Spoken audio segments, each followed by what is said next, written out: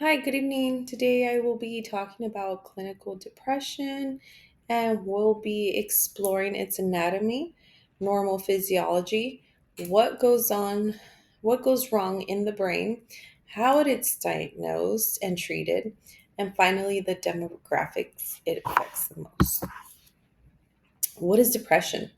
It is a serious mental health condition causing persistent sadness and loss of interest. It impacts how a person feels, thinks, and functions daily. It is associated with emotional, physical, and cognitive symptoms. It requires medical and psychological intervention for management. Clinical depression primarily impacts the brain, particularly the prefrontal cortex, which governs decision making and mood regulation, the hippocampus, responsible for memory and emotional stability, and the amygdala, which handles emotional responses like sadness or fear. These regions don't function as they should in someone with depression. Neurotransmitters, especially serotonin, dopamine, and norepinephrine, also play a significant role in maintaining a healthy emotional balance, but they often become imbalanced in this condition. Here's the diagram of the synapse, the junction where neurons communicate.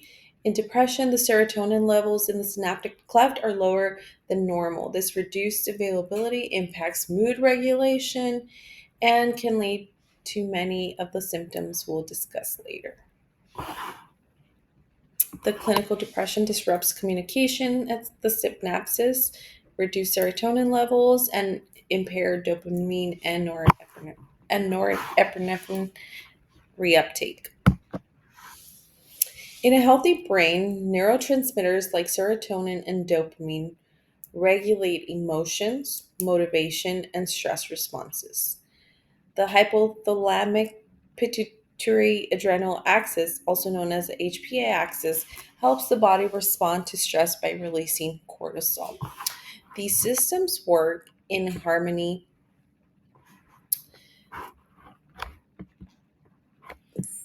These systems work in harmony to ensure we feel emotionally balanced and resilient. Biochemical pathways, serotonin is synthesized from tryptophan, an amino acid that is crucial for stabilizing the mood. Similarly, cortisol, often called the stress hormone, is tightly regulated to the HPA axis. Proper regulation of these pathways help maintain our emotional and physical health.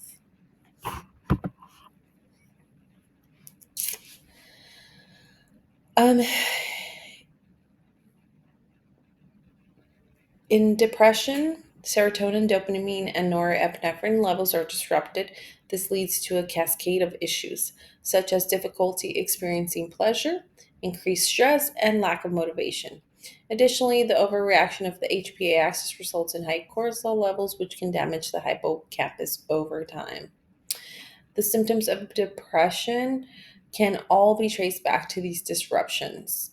For example, reduced dopamine explains the lack of motivation, while high cortisol damages the hippocampus, leading to memory and concentration problems.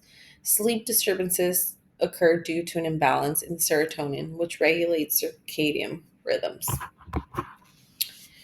So, for the diagnosis of depression, it involves meeting specific criteria outlined in the DSM 5, including persistent low mood, fatigue, and loss of interest for at least 2 weeks.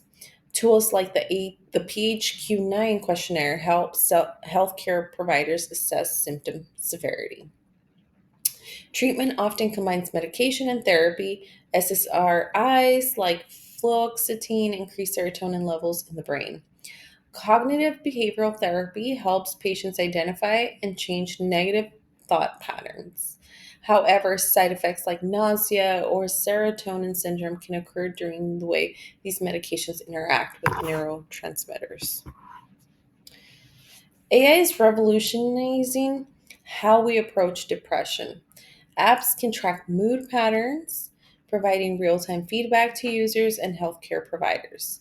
Machine learning models also assist in creating personalized treatments plans based on patient history and genetic data. Depression affects approximately 5% of adults globally, with women being twice as likely as men to develop the condition. The highest prevalence is seen in young adults aged 18 to 29, highlighting the importance of early intervention. Untreated depression is the leading cause of suicide, emphasizing the critical need for awareness and effective treatment.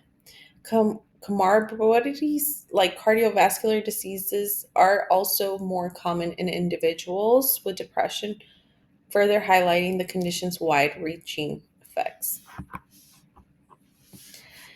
If you or someone suffers from depression, please seek support. Don't hesitate to ask for help. If you're struggling, it is important to seek help. Don't be afraid to reach out to a friend, adult, or a teacher for assistance. Thank you very much for listening to my presentation.